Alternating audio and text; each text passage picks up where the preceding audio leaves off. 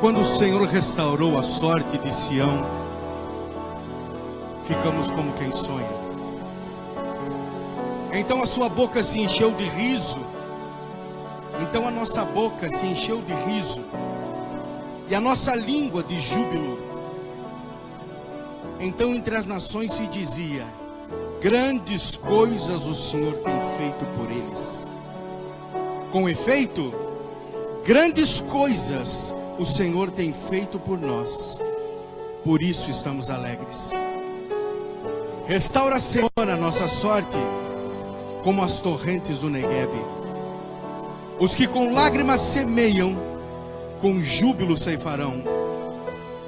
Quem sai andando e chorando enquanto semeia, voltará com júbilo, trazendo os seus feixes. Feche os seus olhos. Eu te farei como um jardim fechado, regado e cuidado pelo meu Espírito. Eu fluirei como um manancial do teu interior, com águas vivas te restaurarei.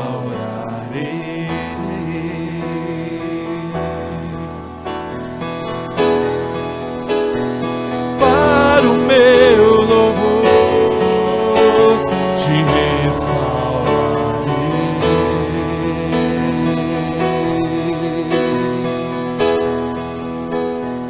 Para o meu louvor.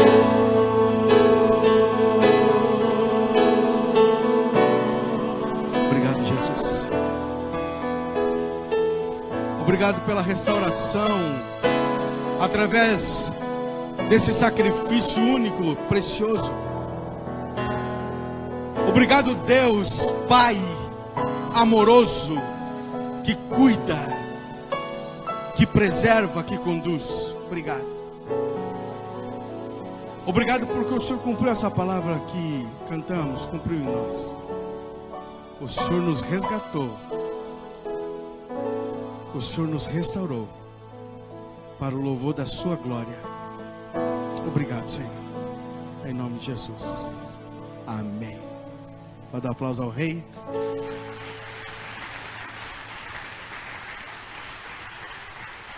Aleluia. Pode se assentar, por favor. Eu li Salmo 126.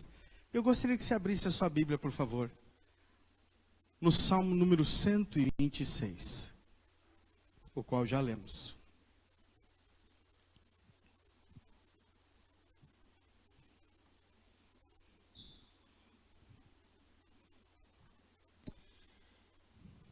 Eu comecei a pregar essa palavra na sexta-feira e vou dar continuidade a ela, pela misericórdia e graça do Senhor. Mas gostaria de fazer uma brevíssima recapitulação do que eu falei na sexta, para que todos os irmãos pudessem estar situados nisso que nós falaremos. Esse salmo foi escrito relatando momentos depois do cativeiro babilônico. Essa restauração da sorte de Sião é a restauração do povo de Deus que estava no cativeiro, e Deus, pela sua misericórdia e graça, cumprido o tempo da disciplina, permite com que, e a sua forma, permite com que o povo retorne. Eu disse ainda na sexta-feira que o povo de Israel, aquele povo nunca sonhou que isso pudesse acontecer com eles. Eles não pensavam. 70 anos de cativeiro. Eles não levaram em conta a lei do Senhor, as palavras do Senhor, os alertas do Senhor, a palavra dos profetas, os princípios que norteavam a sua vida, eles não levaram em conta. E foram vivendo a vida conforme eles achavam que deviam fazer, fazendo alianças que achavam que deviam fazer. Alguns se arrependiam, o profeta vinha, falava, e eles levavam a vida como queriam. E veio um cativeiro. Um tempo muito difícil. Mas chegou o fim desse cativeiro. Chegou o fim dessa história, dessa tristeza. E eu relatei que esse salmo, ele traz esses dois momentos. O primeiro momento em que, livres do cativeiro, eles recebem aquela bênção e estão como quem sonha, partindo para a sua cidade, para aquilo que haviam deixado. Alguns nem conheciam apenas a história, porque nasceram no cativeiro. Mas sabiam das promessas do Senhor, daquilo que o povo havia vivido, daquilo que viviam na presença do Senhor. E também identificando depois desse cativeiro, por que estavam presos. Voltaram com alegria, fazendo planos, fazendo sonhos, pensando na cidade como estava, nas casas, fazendo o que cada um de nós fez, provou, quando nós nos convertemos. E esse paralelo é que eu gostaria de fazer. Esse momento em que o Senhor retira o povo do cativeiro, é aquele momento, o mesmo momento que o Senhor nos retirou do cativeiro, de uma vida distante dEle, de uma vida distante do Senhor. E a gente disse sim para Jesus: eu te aceito como o meu Senhor.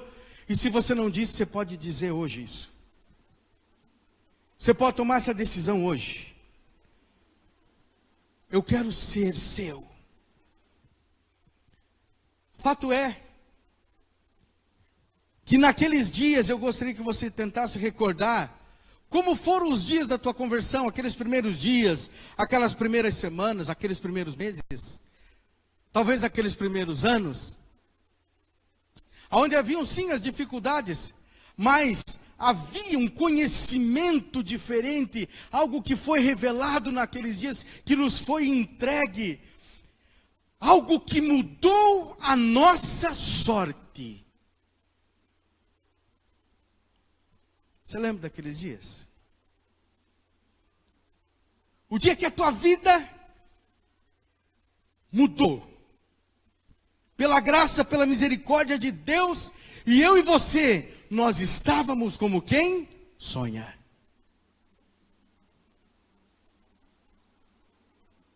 Porque naquele momento que a gente disse sim, muitas coisas aconteceram. A principal delas foi a salvação, que se operou naquele momento, quando a gente aceitou ao Senhor Jesus como Senhor e Salvador.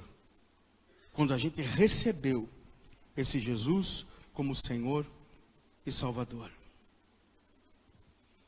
O segundo momento que também expus na sexta-feira, foi o momento que eles, cheios de alegria, se deparam com Jerusalém, a sua terra, a sua cidade. E Jerusalém não estava assim como eles imaginavam que estivesse. Os muros derrubados, as portas queimadas, as casas destruídas, não haviam mais plantações, a cidade estava assolada, tudo estava destruído. E se você perceber, eu gostaria que você olhasse no texto do Salmo 126, no versículo 4, do Salmo 126, ele diz assim: restaura, Senhor, a nossa sorte, como as torrentes no Neguebe.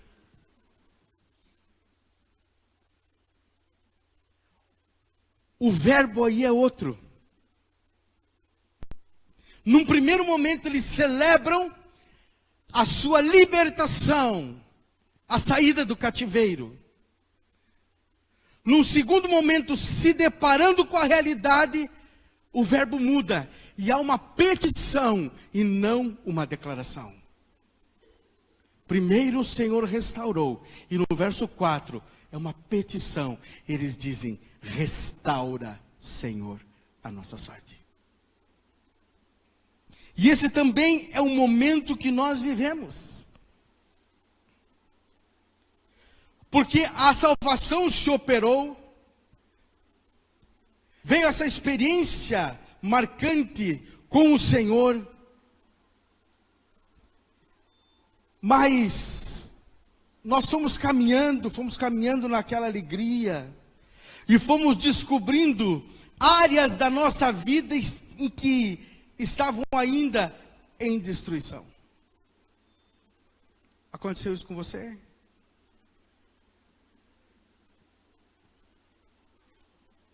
Aconteceu comigo. E sinceramente eu creio que acontece com todas as pessoas. Porque um cativeiro, queridos, ele deixa marcas.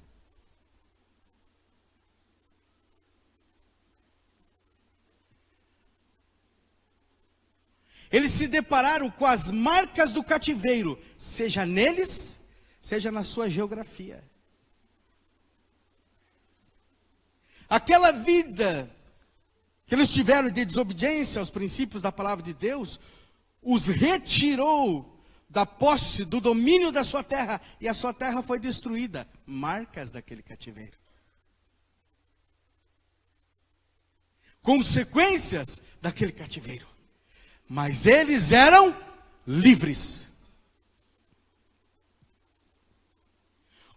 Com consequências, com muito trabalho, com muitas situações a serem resolvidas, mas eles eram homens livres. Eu quero dizer para você, que quando você aceitou o Senhor Jesus, você tornou-se livre pelo poderoso sangue derramado, vertido na cruz do Calvário, porque Ele nos libertou. E se Ele nos libertou, somos verdadeiramente livres. Aplauso ao Messias.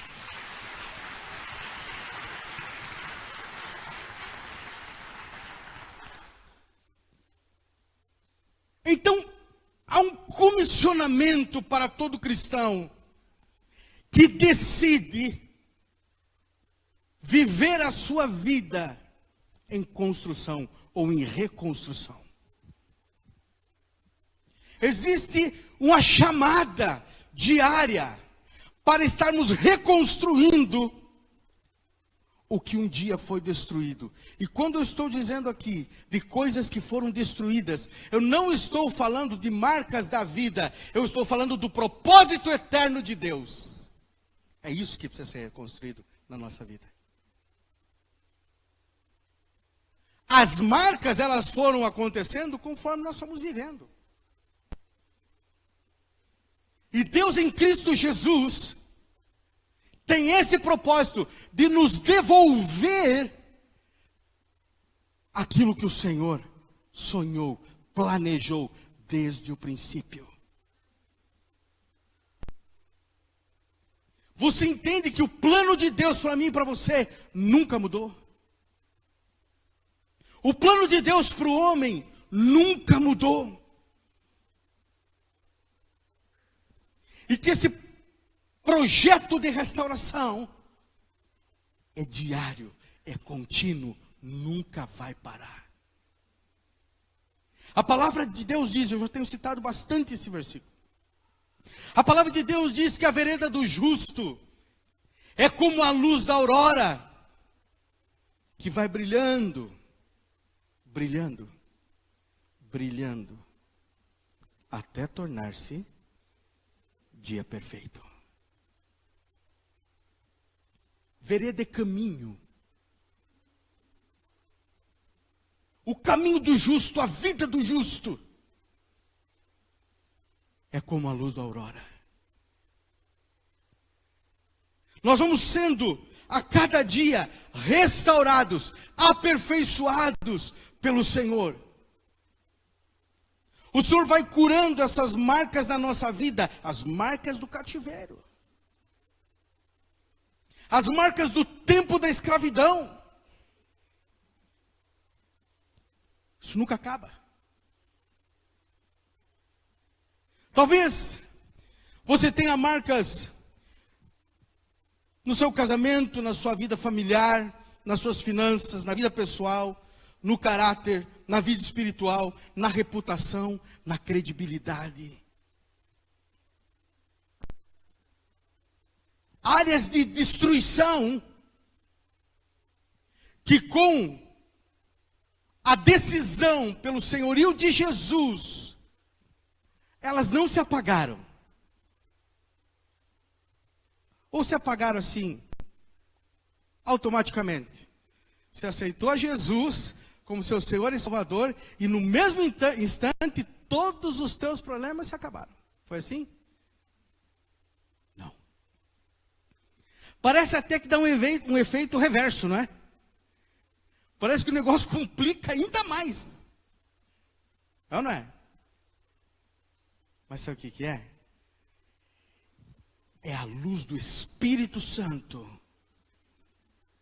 que traz à tona o que precisa ser restaurado. É a manifestação do amor de Deus para aquele que caminha como quem sonha. É a manifestação da misericórdia de Deus para conosco, que somos filhos. Então esses dois momentos para mim são muito claros. Presta atenção no que eu vou dizer para você.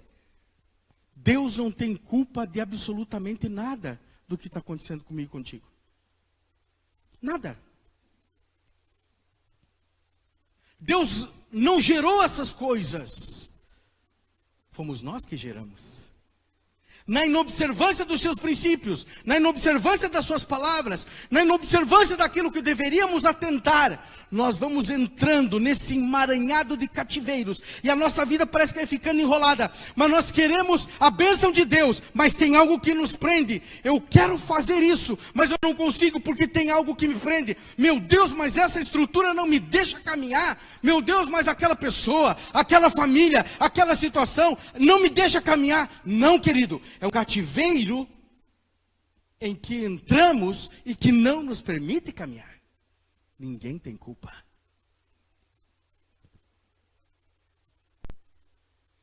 Israel se depara com esta verdade e fica 70 anos presa, cativa. Até que o Senhor restaure a sua sorte. Porque todo cativeiro tem começo, mas todo cativeiro tem fim. Dê um aplauso ao Senhor por isso.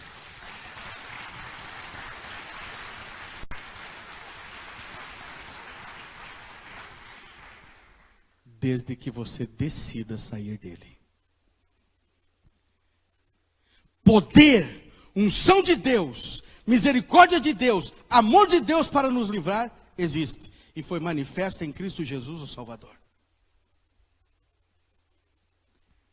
Deus não precisa fazer mais nada. Ele já fez tudo. Ele entregou o seu unigênito Filho por amor a nós. Às vezes a gente, na nossa infantilidade da vida cristã, a gente tem a impressão de que aceitamos a Jesus e realmente tudo vai ficar diferente no sentido prático da vida. Que os problemas foram embora. Eu creio que a maioria das pessoas passa por essa fase. Mas olhando os textos bíblicos, eu e você, nós nos deparamos com vários exemplos. Eu quero citar um. A promessa de Deus para o povo quanto à terra prometida. Quantos anos? Alguém liga, por favor, esse ar-condicionado aqui. Está calor aqui em cima. Quantos anos aquela promessa foi sendo sustentada? Vou deixar ele ligar primeiro, que está todo mundo, a maioria das pessoas está olhando para ele. E ele realmente é mais bonito do que eu, né? Esse eu não posso dizer que não é.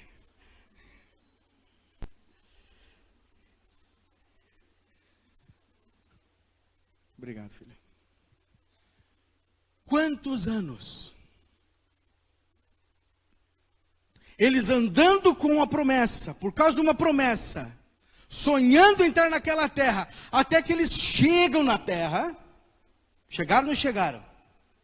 Entraram na terra e a terra estava livre, prontinha para plantar e edificar. É isso? Não. A terra estava ocupada e lá estavam os seus inimigos. A terra da promessa estava ocupada, mas era a terra da promessa.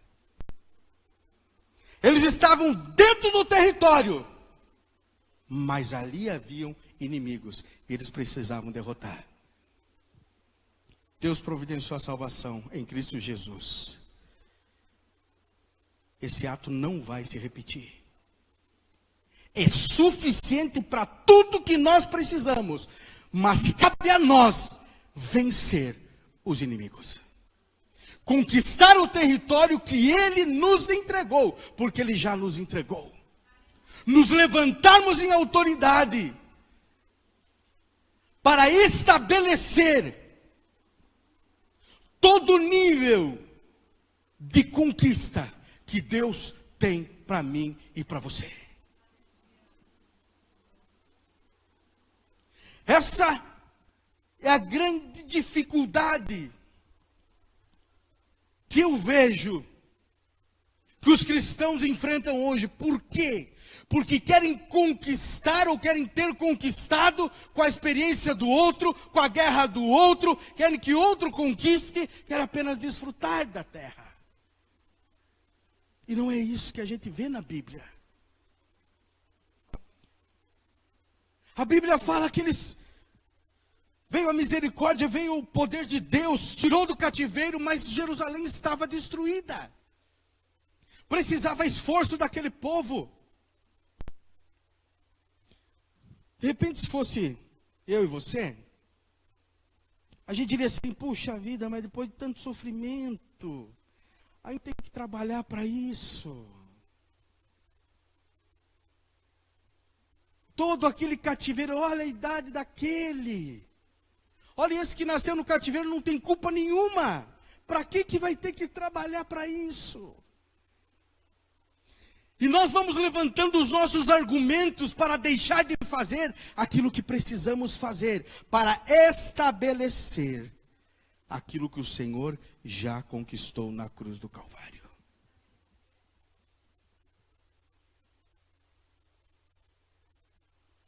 Aquilo que o Senhor conquistou na cruz, diz a música, é direito nosso, é nossa herança. Só que todo direito, ele precisa ser buscado, acionado. Se você tem direito a uma herança, e você não entrar com o devido processo legal, habilitando-se como herdeiro legítimo, você não vai desfrutar dela na sua plenitude. Precisa entrar no direito conquistado a preço de sangue. Isso é precioso demais, querido. Isso não tem valor, não tem como medir o que Jesus conquistou na cruz. Vá para o teu lugar, conquistado pelo sangue de Jesus, através do sacrifício de Jesus. Entra nesse lugar com júbilo, com alegria, com regozijo, mas com muita garra e muita vontade de trabalhar, de conquistar, de estabelecer novos territórios para o Senhor. Diga amém. Amém.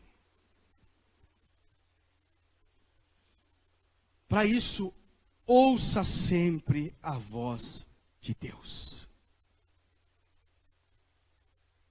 Segundo lugar, obedeça a voz de Deus. Ouça sempre e obedeça sempre.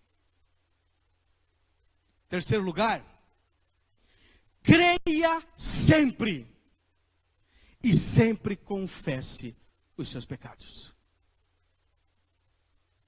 Retira a autoridade do adversário em te manter num cativeiro.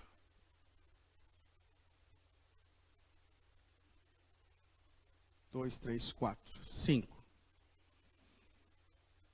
Sempre declare as suas promessas.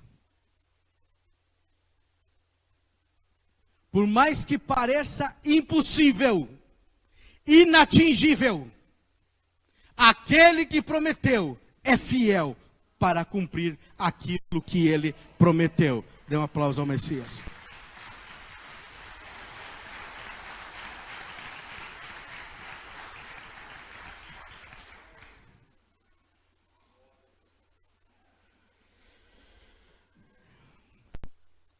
Na reconstrução da nossa vida,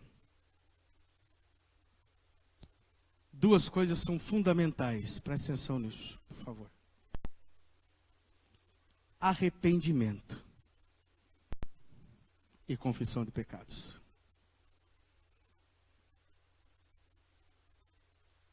Duas coisas essenciais na nossa vida. O arrependimento e a confissão de pecados. Eu vou dizer algo aqui que eu pensei, raciocinei. Pastor Horácio pode até me ajudar. Pode não, deve. É impossível, apóstolo, salvação sem que preceda arrependimento e confissão de pecados. É impossível. É impossível alguém dizer que é salvo não tendo arrependimento e confissão de pecados. Porque o arrependimento e a confissão de pecados, que nós não temos condição de gerar na nossa estrutura humana, nós conseguimos isso através da obra do Senhor Jesus. E quando eu reconheço essa obra, a salvação chegou na minha vida.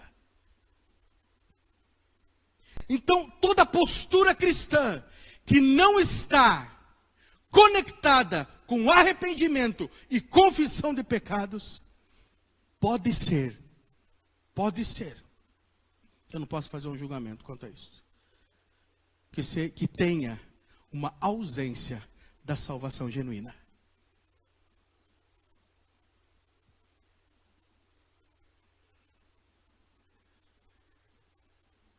Simples isso, mas muito pesado.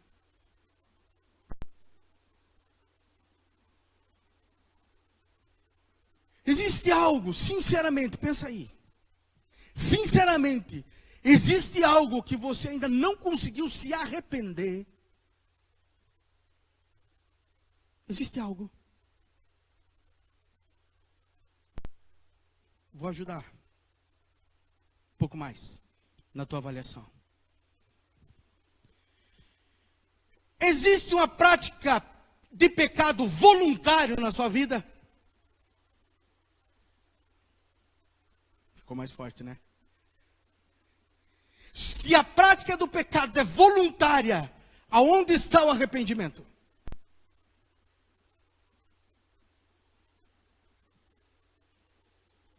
Se a prática do pecado é voluntária, queridos, numa interpretação muito simples e lógica, não tem arrependimento. Porque se houvesse arrependimento, já não praticaria mais. E se salvação exige arrependimento e confissão de pecados, ficou ruim o negócio. Muito ruim, muito difícil. O que eu quero dizer? Não estou pondo condenação, não. Até o final vai ficar bom. O que eu quero dizer? Eu quero dizer que de repente você pode estar naquela primeira fase, aonde a salvação chegou e você se deparou com a cidade destruída. E pode estar sem forças para reedificar os muros e as portas. Pode estar sem condição emocional, física, espiritual. Então você e eu precisamos de ajuda. E foi isso que aconteceu em Israel. As famílias se juntaram, cada uma foi reedificando uma parte do muro, até que todo o muro foi reconstruído, um dependendo do outro. E nessa trajetória muitas coisas aconteceram ali.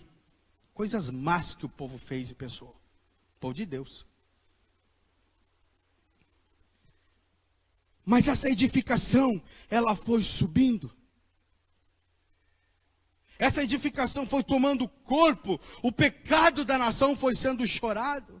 As pessoas foram se arrependendo de verdade, confessando o que precisavam confessar. E quando chegou o genuíno arrependimento, na vida deles e também na nossa, aconteceu o que a palavra chama de metanoia, que é arrependimento. Metanoia é mudança de mente. Arrependimento é a mudança da mente quanto àquilo que desagrada o meu Salvador. É a mudança de pensamento que me leva à mudança de comportamento e de ação, porque isso desagrada meu Deus. Metanoia, arrependimento, é a dor pelo pecado, entendendo que essa prática entristece o coração de Deus. Arrependimento. Eu estou ferindo meu Deus. Eu estou pecando, eu não posso fazer isso. Eu não quero. Eu não desejo, eu decido não fazer. Eu mudo a minha mente e a minha mente me leva a uma outra ação. Uma ação conforme os seus princípios e a sua palavra. Arrependimento.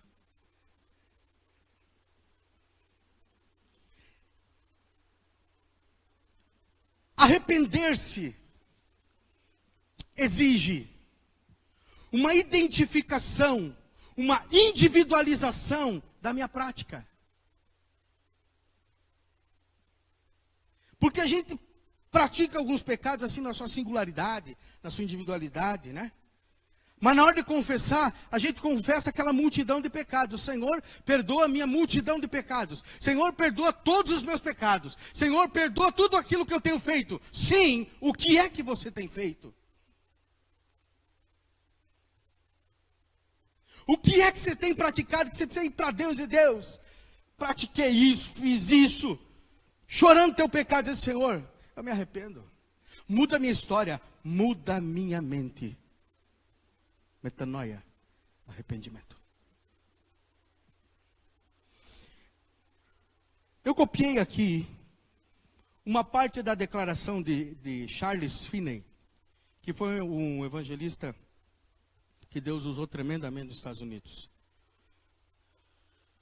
para mudar a história dos Estados Unidos. Diz assim, ele falando sobre isso: passemos em revista a história do nosso passado. Tomemos um a um os nossos próprios pecados e examinemo-los.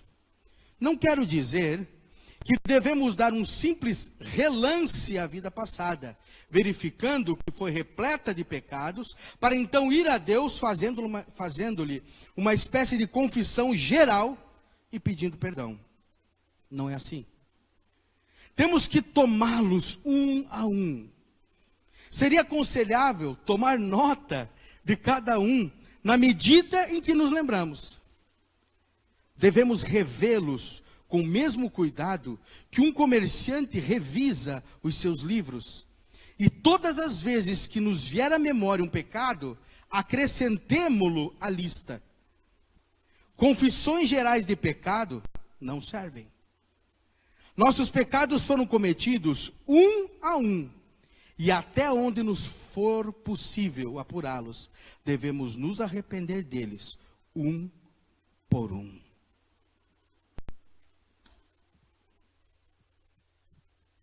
Está compreendendo? Esse nível de relacionamento com Deus. Eu e você, nós somos filhos. E Deus não é um Deus, um carrasco, sentado no seu sublime trono, com um chicote na mão, querendo arrancar uma confissão, porque Ele quer dar uma chibatada nas nossas costas. Esse não é o Deus Pai. O Deus Pai anseia por um nível de intimidade e quebrantamento, que me leve pelo arrependimento e a confissão de pecados, me leve a crer que Ele tem todo o poder para restaurar a minha vida. Deus tem todo o poder, querido, querida, para restaurar a tua vida, seja lá o que for. Não interessa as consequências humanas disso. Não interessa. Não interessa o que a sociedade, a família, alguém, as circunstâncias. Não interessa o que move esse mundo aqui na terra. Não interessa o que vai dizer a respeito disso. Porque diante da voz de Deus, que vem como um trovão, em autoridade, esse mundo se cala. E você e eu somos testemunhos desse tão grande amor e perfeito amor e sublime amor de Deus pela humanidade. Eu e você. Não tenha medo. Não tenha medo de chegar-se ao Pai. Não tenha medo. Sabe por quê? Porque dentro dessa conquista que eu e você temos em Cristo Jesus, tão grande conquista, está aí a salvação, que é aquele ato que ocorre instantaneamente quando você e eu confessamos o Senhor Jesus como Senhor. Está aí a salvação. Mas tem mais. A salvação é o começo. A salvação é a notícia de que a nossa sorte foi mudada. A salvação é o registro de que a terra está liberada, que o Senhor abriu as portas. E nós devemos entrar. Então eu posso dizer quanto à salvação, e você também, o Senhor restaurou a nossa sorte. Quanto à salvação, eu posso dizer sim. O Senhor restaurou a nossa sorte. Só que com a salvação também, nós temos a conversão. A conversão é voltar-se para Deus. Conversão é mudança de rumo. Conversão é mudança de direção, mudança de trajetória. Essa é a conversão. Eu estava indo para cá, reto, aí faço uma conversão à direita. Eu mudei o rumo da vida. Quando nós somos salvos, esse processo se inicia, o processo de conversão. Você é convertido? Você é convertido? Ou você está se convertendo a cada dia? Estamos nos convertendo a cada dia. Estamos mudando rumos a cada dia. Abra sua Bíblia, por favor, em Atos capítulo 3. Atos capítulo 3.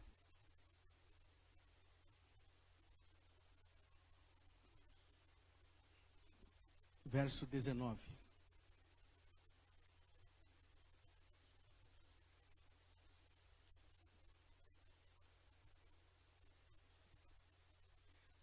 Atos 3, 19. Diz assim, acompanhe aí, por favor. Arrependei-vos, pois, e convertei-vos, para que sejam apagados os vossos pecados, e venha assim os tempos de refrigério pela presença do Senhor. Tremendo isso, não? Arrependei-vos e convertei-vos, para que o refrigério venha. Porque aquele que muda de rumo encontra descanso.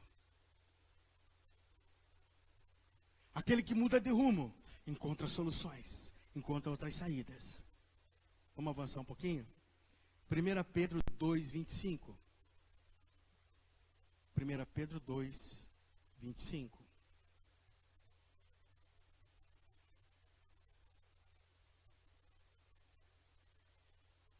Porque estáveis desgarrados como ovelhas.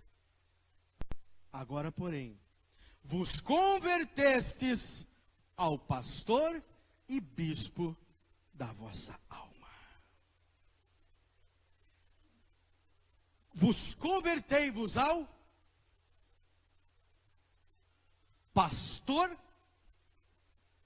e bispo da vossa alma. Você viu que o pastor e o bispo que esse texto cita não está falando do espírito?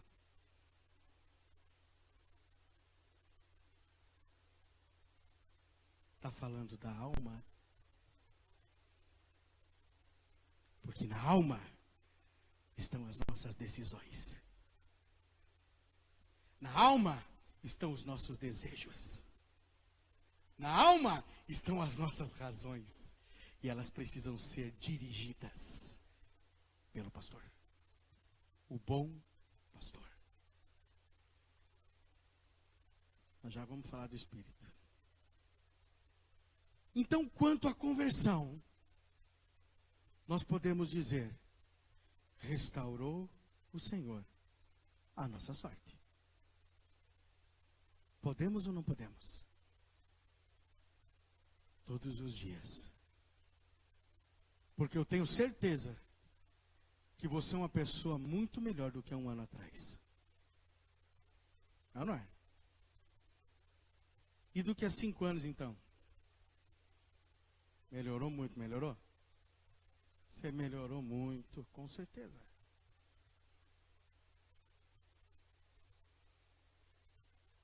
O pastor das nossas almas nos dirige nesse processo, nos caminhos que eu preciso convergir, nos conduz, me conduz e te conduz para onde precisamos ir. Mais um aspecto? A regeneração. A regeneração, essa acontece no Espírito. E isso é um milagre.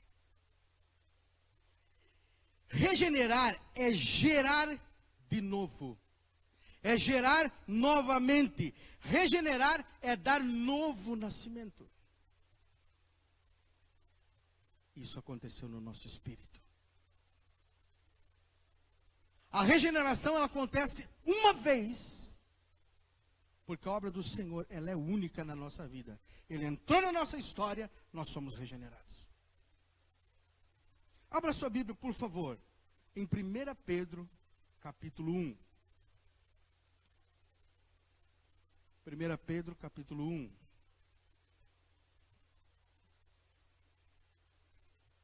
Verso 3.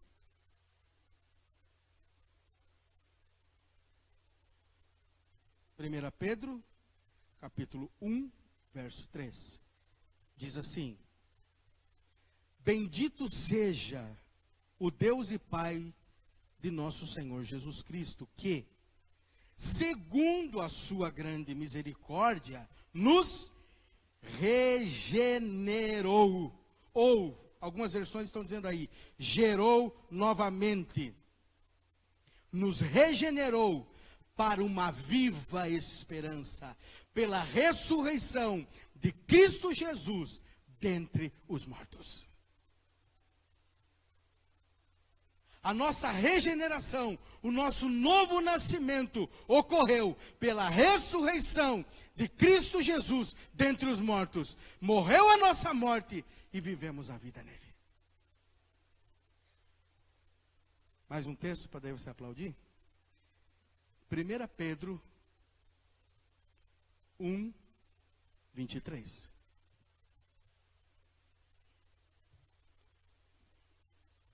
É aí o mesmo texto, só que é para baixo. 1 Pedro 1, 23. Diz assim: sendo regenerados, não de semente corruptível, mas da incorruptível, pela palavra de Deus, a qual vive e é permanente. Agora dê um aplauso ao Senhor.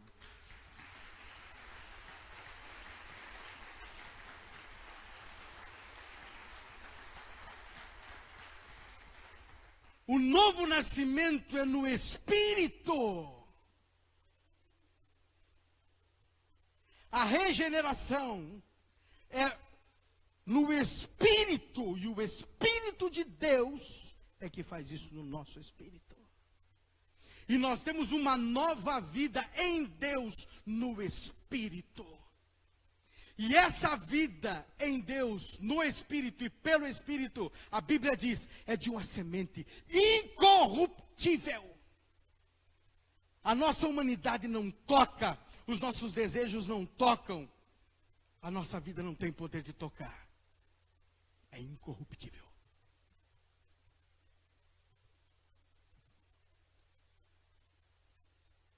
O Senhor nos dá sempre, e está dando hoje, para aqueles que ainda não decidiram entregar a sua vida para Jesus. O Senhor nos dá sempre a oportunidade de sermos regenerados, de recomeçarmos. Sempre. Sempre nós estamos diante de uma oportunidade. E você, que ainda não tem certeza da sua salvação, que ainda não declarou que pertence ao Senhor Jesus, que ainda não aceitou Ele como Senhor e Salvador, hoje o Senhor está te dando uma oportunidade de recomeçar. A oportunidade para que haja uma metanoia, um arrependimento, uma mudança de mente, uma mudança de rumo, uma mudança de atitude.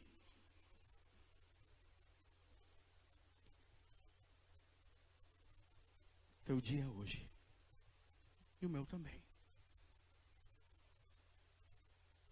Porque cada uma dessas manifestações do poder e da graça de Deus nos oportuniza algo. 2 Coríntios 5,17 diz assim: assim que, se alguém está em Cristo, nova criação é.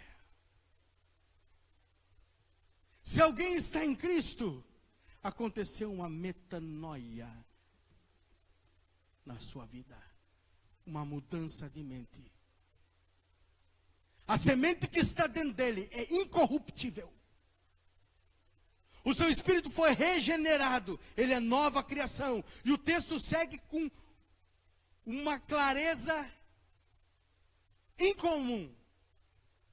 Ele diz: as coisas velhas já passaram, eis que tudo se fez novo. Sabe por quê?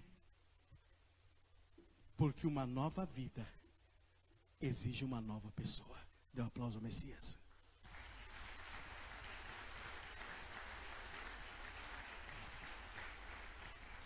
Não estamos mais mortos nos nossos delitos e pecados. Nós fomos ressuscitados em Cristo Jesus.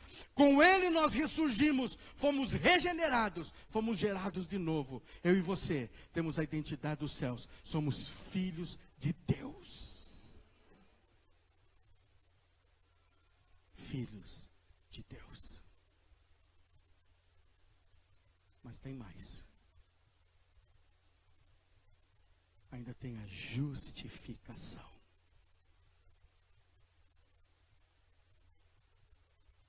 Romanos capítulo 5, versículo 1. Romanos 5, 1.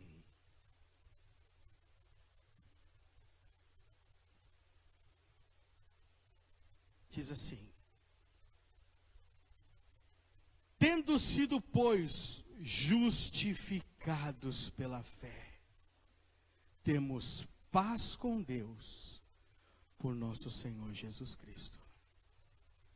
Sendo justificados pela fé, nós temos paz com Deus. Nós estamos nele, no Deus de paz, no Deus de amor. Justificados, porque o Senhor Jesus fez isso na sua obra, na cruz do Calvário. Mais um texto. Romanos capítulo 8, verso 30.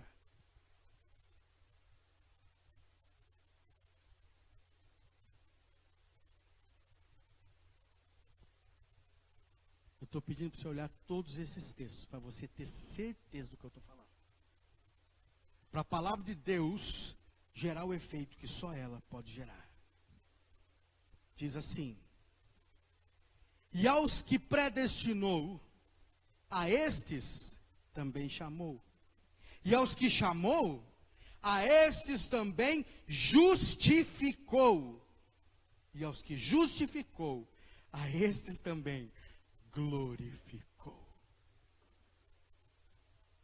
Quando o texto aqui fala, e aos que predestinou, não quer dizer que existe predestinação, na minha opinião, na minha concepção.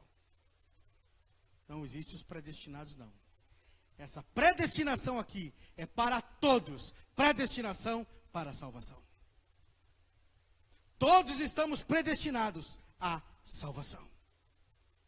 E se nos predestinou, nos justificou. E se nos justificou, também nos glorificou. Atos capítulo 13, verso 39. Atos capítulo 13. Versículo 39.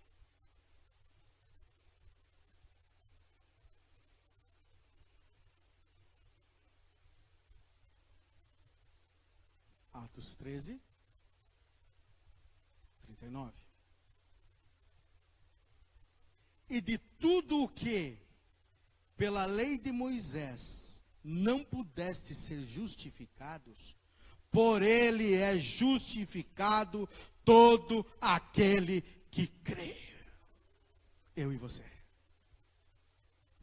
Se a lei não justificou, ele nos justificou. Jesus nos justificou.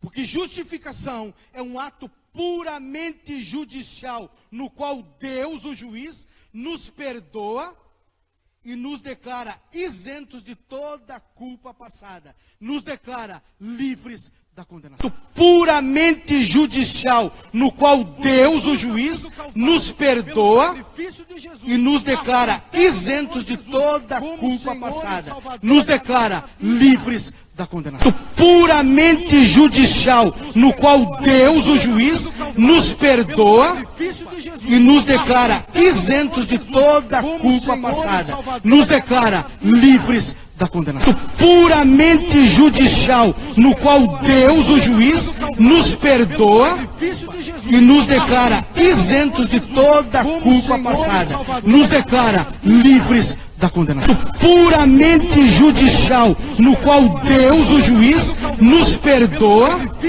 e nos declara isentos de toda a culpa passada. Nos declara livres da condenação. Puramente judicial, no qual Deus, o juiz, nos perdoa e nos declara isentos de toda a culpa passada. Nos declara livres da condenação. Puramente judicial, no qual Deus, o juiz, nos perdoa e nos declara isentos de toda culpa passada. Nos declara livres da condenação. Puramente judicial, no qual Deus, o juiz, nos perdoa e nos declara isentos de toda culpa passada. Nos declara livres da condenação. Puramente judicial, no qual Deus, o juiz, nos perdoa e nos declara isentos de toda culpa passada. Nos declara livres da condenação. Puramente judicial,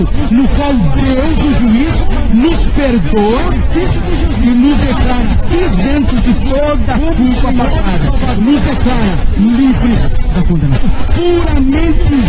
Puramente judicial, no qual Deus, o juiz, nos perdoa e nos declara isentos de toda culpa passada. Nos declara livres da condenação. Puramente judicial, no qual Deus, o juiz, nos perdoa e nos declara isentos de toda culpa passada. Nos declara livres da condenação. Puramente judicial, no qual Deus, o juiz, nos perdoa e nos declara isentos de toda culpa passada. Nos declara livres da condenação. Puramente judicial, no qual Deus, o juiz, nos perdoa e nos declara isentos de toda culpa passada. Nos declara livres da condenação. Puramente judicial, no qual Deus, o juiz, nos perdoa e nos declara isentos de toda culpa passada. Nos declara livres da condenação. Puramente judicial, no qual Deus, o juiz, nos perdoa e nos declara isentos de toda culpa passada. Nos declara livres da condenação. Puramente judicial, no qual Deus, o juiz, nos perdoa e nos declara isentos de toda culpa passada. Nos declara livres da condenação. Puramente judicial, no qual Deus, o juiz, nos perdoa e nos declara isentos de toda culpa passada. Nos declara livres da condenação. Puramente judicial, no qual Deus, o juiz, nos perdoa e nos declara isentos de toda culpa passada. Nos declara livres da condenação. Puramente judicial, no qual Deus, o juiz, nos perdoa e nos declara isentos de toda culpa passada. Nos declara livres da condenação. Puramente judicial, no qual Deus, o juiz, nos perdoa e nos declara isentos de toda culpa passada. Nos declara livres da condenação. Puramente judicial, no qual Deus, o juiz, nos perdoa e nos declara isentos de toda culpa passada. Nos declara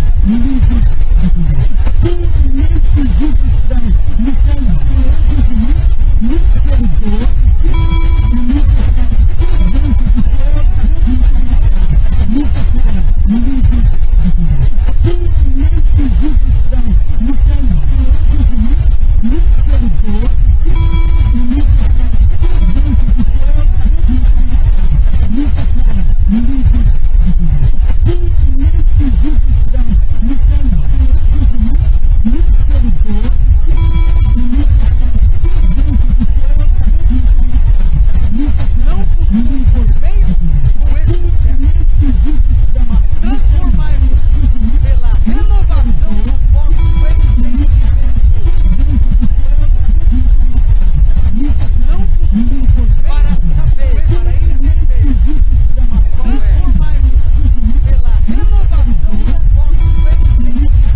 Boa, perfeita e agradável. Não vos conformeis só uma nova para entender, regenerado no Espírito regenerado pelo poder do Senhor Jesus.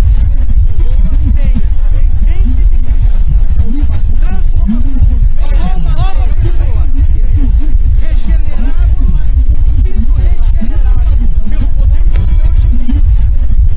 Mente de Cristo, transformação, só uma nova pessoa, regenerado no Espírito regenerado pelo poder do Senhor Jesus.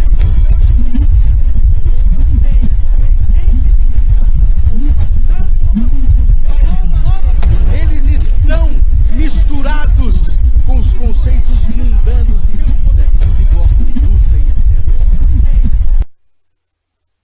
Se eu não tenho a mente de Cristo, se não houve santificação, se a minha mente não está trabalhando em linha com o trono, eu estou confundido nos meus conceitos.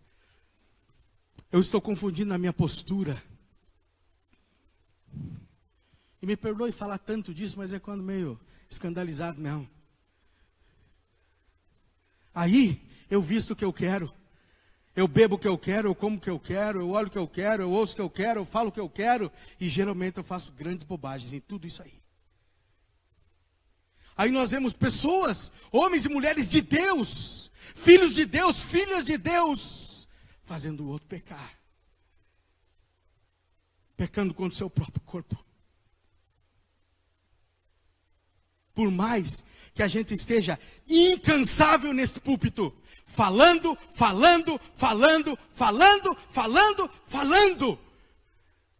mas não houve uma metanoia. E metanoia é arrependimento.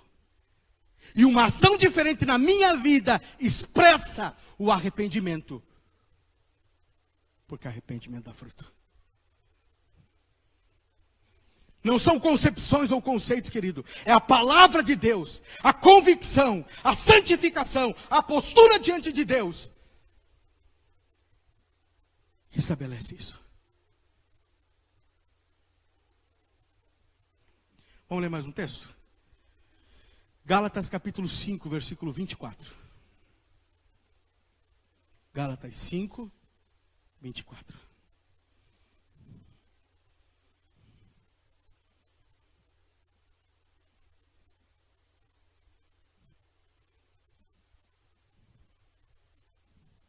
Pode ler, amor.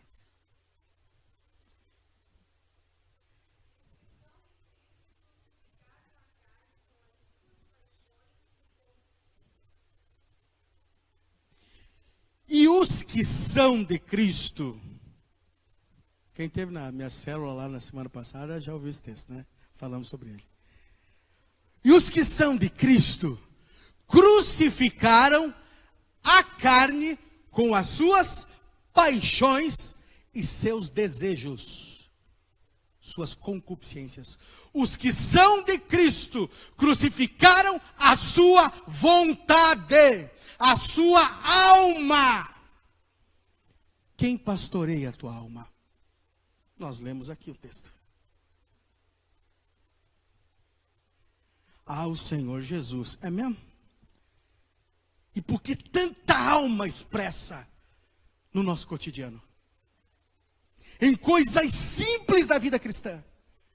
Em coisas simples da conduta cristã. Por que tanta carne? Por que tanta carne? Se Ele é o pastor da alma. Que pastor da alma é esse? Lê de novo o texto, por favor. Gálatas. Se alguém está com ele na mão, pode ler que ela tinha desmarcado. Está aberto?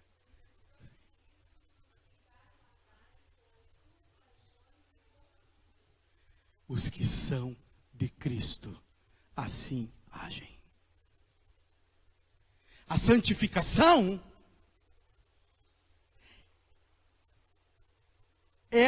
esse domínio dos desejos, das vontades. E isso vai acontecer na alma, na mente e no corpo. Santificação acontece no corpo. Santificação acontece no corpo. Regeneração no espírito. Santificação, corpo e mente. Igreja do avivamento.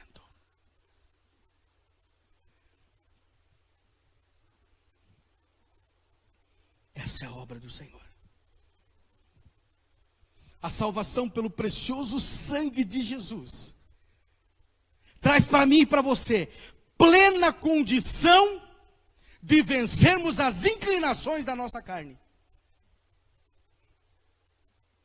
Não é que nós não vamos ter desejos maus.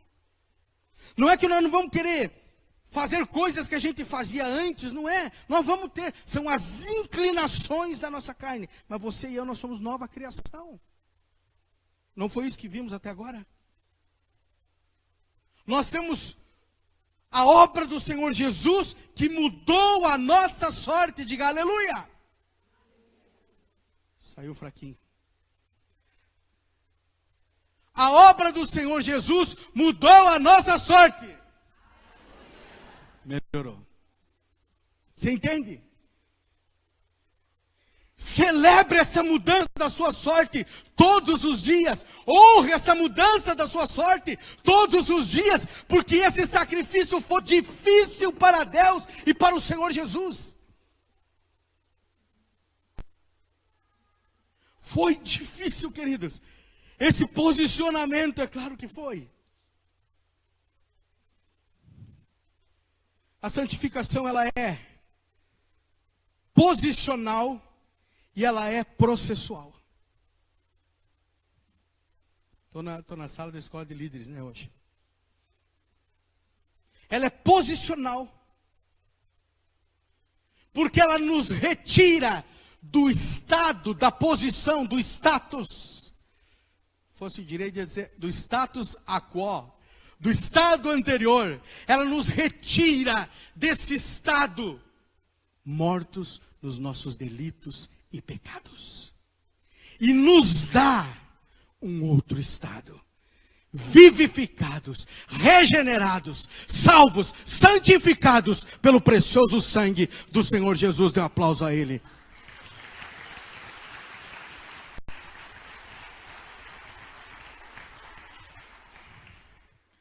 Isso quer dizer que nós estamos separados. Santo quer dizer separado. Você é santo? Amém. Você é santo. Porque santo quer dizer separado.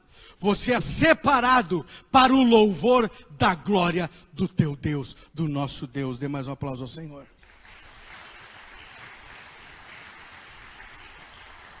Por isso que a santificação, ela é posicional. Ela nos tira desse estado e nos põe no outro. Mas ela também é processual. Porque nós somos convidados pelo Espírito Santo a desenvolver essa santidade. E é por isso também que todos os dias nós precisamos estar buscando essa necessidade de buscar uma vida correta diante de Deus. Presta atenção no que eu vou dizer. Por favor, entenda isso. Eu não estou falando de uma postura formal evangélica.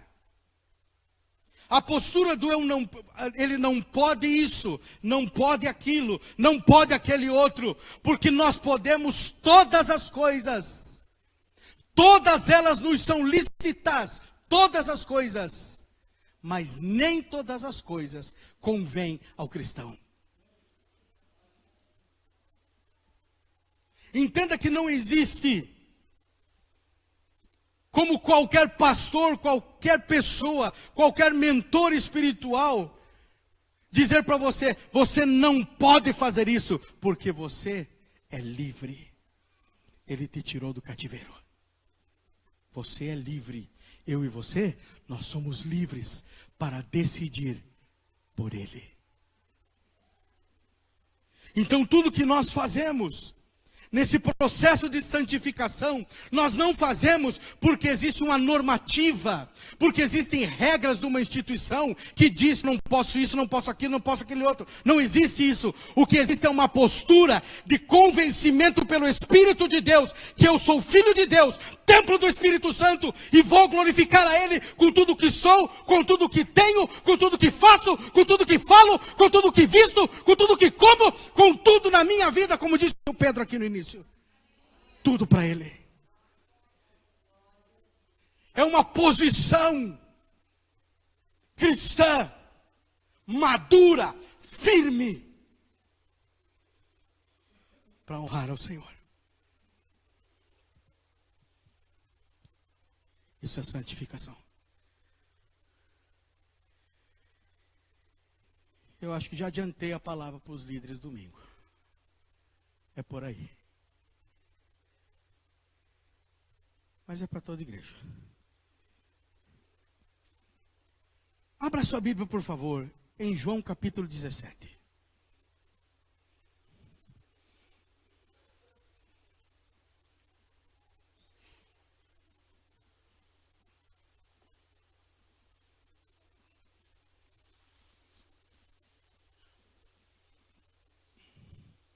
João, capítulo 17, verso 17. Essa oração de Jesus, querido, por nós.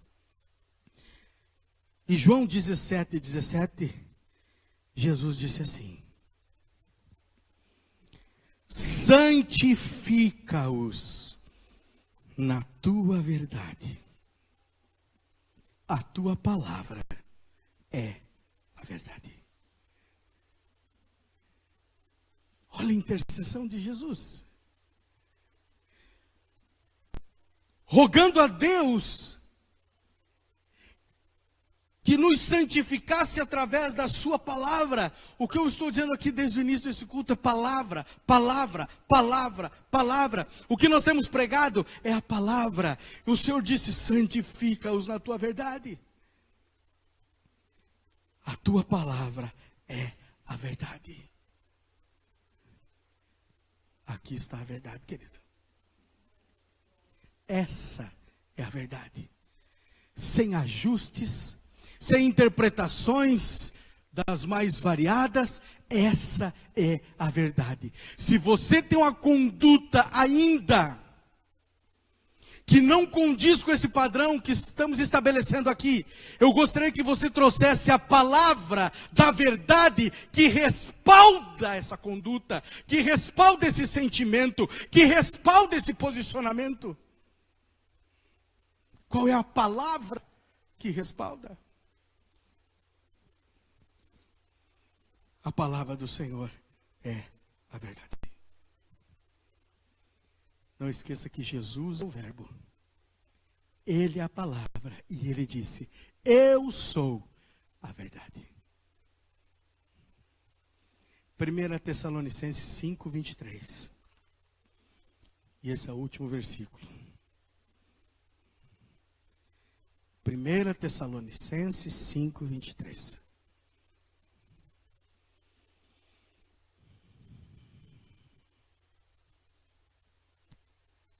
Diz assim: e o mesmo Deus de paz vos santifique em tudo, e todo o vosso espírito, alma e corpo sejam plenamente conservados, irrepreensíveis, para a vinda do nosso Senhor Jesus Cristo. Por favor, dá um aplauso ao Senhor, vai.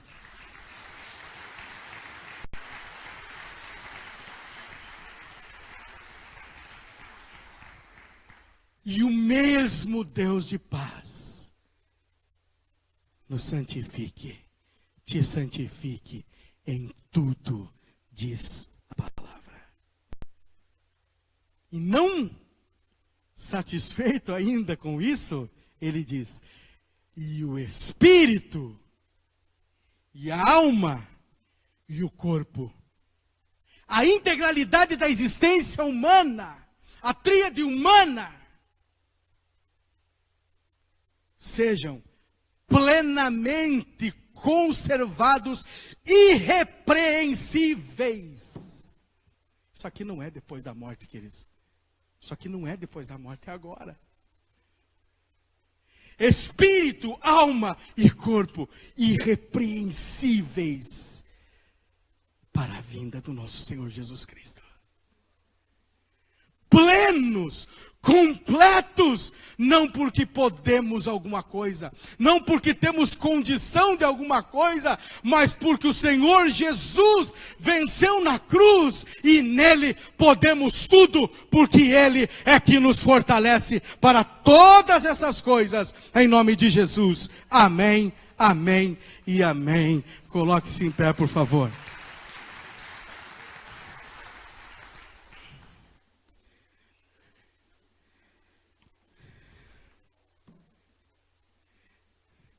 Preste atenção no que eu vou ler.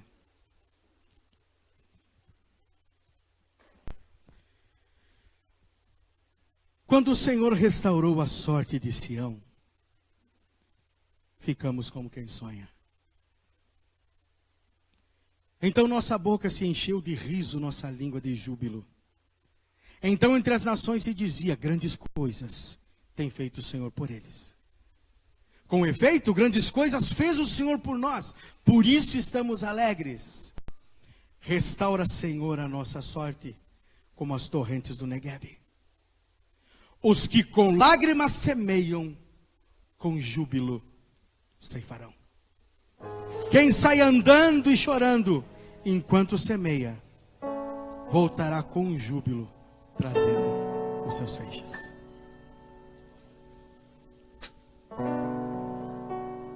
Tudo isso que falamos aqui vai custar lágrimas, choro, sofrimento. Porque alguns dizem assim: a carne é fraca. A carne é forte. A carne é forte. Ela não é fraca.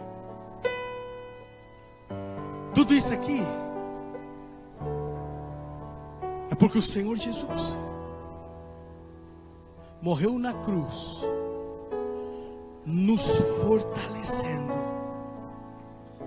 para que pudéssemos enfrentar aquilo que sozinhos não conseguimos. O Senhor Jesus nos fez filhos de Deus, co-herdeiros do trono nele, com todos os direitos de filho. O Senhor Jesus, Ele nos encheu do seu Espírito, porque o Espírito Santo habita em mim e você. Eu e você somos templo do Espírito Santo. Ele nos encheu do seu Espírito, para que na força do Espírito Santo pudéssemos vencer. É só por Ele. Isso não é uma desculpa para pecarmos, mas esse é um motivo de louvor e gratidão a Deus pelo que Ele nos tornou.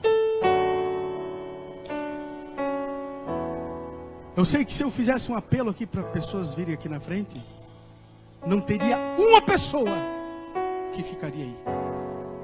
Nenhuma. Por isso eu não vou fazer isso, porque eu sei que todos viriam. Mas eu gostaria que nós fizéssemos uma oração ao Senhor. Senhor, naquilo que ainda precisamos, muda a nossa sorte. Mas faça essa oração como quem sonha. Faça essa oração como uma mulher salva pelo Senhor. Faça essa oração, talvez chorando, talvez sorrindo, talvez ajoelhado, talvez em pé. Eu não sei como você vai fazer essa oração, mas faça essa oração como quem sonha, com o coração cheio de júbilo, porque o Senhor Jesus nos salvou, nos curou, nos libertou, nos regenerou. O Senhor Jesus. Feche seus olhos. Enquanto o pastor Samuel ministra, faz a tua oração, por favor.